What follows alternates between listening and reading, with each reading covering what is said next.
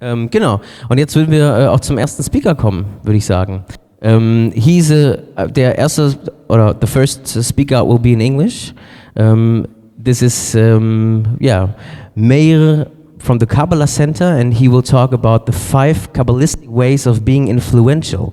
And he's one of the teachers, as I mentioned, and he actually is a close student from the Rav Berg, and Rav Berg was the founder actually of the Kabbalah Center, and he's the director of the Kabbalah Center, also the spiritual director. And Meir is teaching for almost 30 years all over the world, in New York, in Tel Aviv, in Miami, Los Angeles, everywhere. And before he started to work as a teacher at the Kabbalah Center, he was an assistant to the Israeli Prime Minister and also to a very famous and well-known businessman all over the world. So may I ask you to put your hands together for Meir from the Kabbalah Center. Thank you. Thank you. Stage is yours. Thank you. Good morning. Can you hear me? It's okay? Is it too loud? It's good. So good morning and welcome to the Kabbalah Center. Welcome to the Space and Possibilities event. We are very happy to have you here. And I will give about 15 minutes, a little bit talk about how to be influential according to Kabbalah. What tools we're using in Kabbalah to be influential. I would like to ask you a question. Why did you come here today? Anybody would like to share? To connect? To connect, right? I'm sorry if I'm embarrassing you. Just open up, yes? Get inspired. Curiosity. To learn something. One more? Sorry? To find spaces. So basically, what few of you said, most of you have in your mind, you came here to receive something. Basically. And the truth is, this is our nature. All human beings. We are here in this world, and we are constantly want something that we lack. So everything we do is because we have desire to receive. And actually, according to Kabbalah, we say that every human being is nothing but a desire to receive, walking on two. Sorry. Desire to receive. Little baby wants to receive, I want to receive, an old man wants to receive, everybody wants to receive. The question is how to receive. And most of the time, we are connecting, we are receiving, we are getting what we want in the wrong way. It's like connecting to electricity. There are 2 ways how to connect to electricity. You can connect with an electrical device, you plug in, or heaven forbid, with your fingers. Same electricity, different result. It's the same with us. When we want to receive, how do we do it? Usually, we're using our robotic, automatic desire to receive. And we are reacting. There's something there, okay, I want it. If I don't want it, I walk away, but I find something else. So most of the time, that's what I am. I'm reacting, I'm connecting automatically, robotically. As a result, whatever I get in life is short-term. And the truth of the matter, most of us are seeking for long-term fulfillment. And Kabbalah is teaching that idea. How to connect to what I want, but for a long term. So, to connect to long-term fulfillment, we have to use a way which is contrary to our nature. We're using paradoxes. Meaning, the only way I can really receive is through an effort. There's a famous saying that says, easy come, easy go. Anything that I'm connecting to, and it doesn't come through an effort, will go away. I may have it for a while, and it will go away. So what can really fulfill me? Only if I go against my nature. against my robotic desire to receive. When I go against my nature, it involves an effort, mental effort, physical effort, emotional effort. So there are 5 ways how I can connect. 5, there are so many, but I condense them to 5 ways how to be influential. Again, I say, what motivates me, what drives me, is the space I have inside, and the space is desire to receive. The bigger my space is, the bigger my desire to receive is, more I can receive. And my desire to receive dictates how much I can receive. It's all about desire. It's like if you go to a restaurant and you're eating and you have a meal and you're fully satiated up to here, the waiter will come and say, would you like some more? And say, thank you so much, I am up to here. And then a few minutes later, it comes with the ice cream or the cake of your favorite. And then we say, you know what, give me from the ice cream. Before, right, I said, I can't eat anymore. And now that the ice cream came, all of a sudden I can. What has changed? The space in my belly? My desire has changed. And my desire dictates how much I can receive. But how will I receive it for the long term? For the long term, first of all, I have to be always a cause, not the result. Usually we react to things. It's human nature. We react. Constantly we react. If I react, I am already the effect, not the cause. And if I am an effect, whatever fulfillment I have will not stay for long. It's a Kabbalistic truth, Kabbalistic law. Therefore, I need to put an effort always to be the cause and not the effect. We call it to be like the creator. And whatever the creator is for you makes no difference. Different people have different ideas or faiths, makes no difference.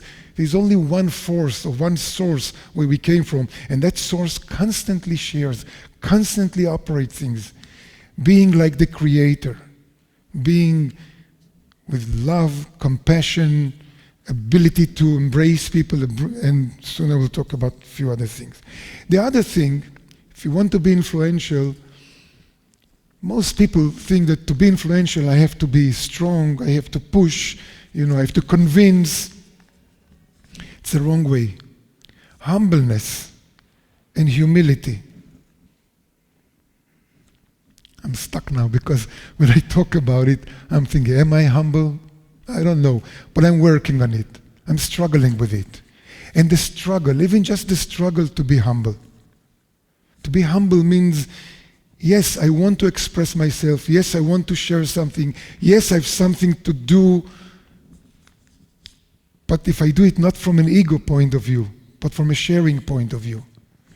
So being humble is one way to influence. The other, sometimes not saying anything, being silent, is a great way to influence. Sometimes, yes, to speak, to say, to do. But sometimes if I'm silent, I can listen. I cannot speak and listen at the same time. We're limited a little bit.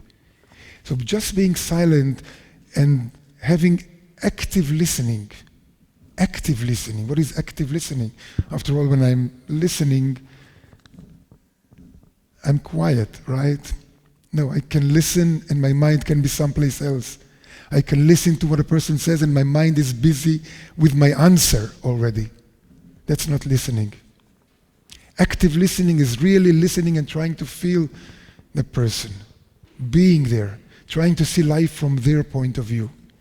Active listening is another one. The fourth now is, if I want to create change, if I want to influence people to be this or to be that, to do this or to do that, there is a Kabbalistic saying that says, be the change that you want to see in others. Lead by example. If you lead by example, if you are what you are, if you live, or at least putting an effort to be what you want other people to be, that influences. Saying the right things, educating, not always. Many parents do the mistake of educating their children and trying to tell them this is right, this is wrong, this is right. But children really look at parents and see how they live, how they behave. It's true for each and every one of us. Lead by example. Be the change you want to see in others. And the fifth, maybe the most important, is giving space to other people. Giving space for them to be who they are. I want to influence, but if I don't have space within me that allows you to be who you are, regardless of my desire to influence, to accept what you are. I don't have to agree with who you are and what you are, but I accept you. You have the right to be different than me. Creating space for people, creating space for the difference, creating space for the process that people go through. Some people change quickly, some slowly, some never. Having space for that and having patience for others.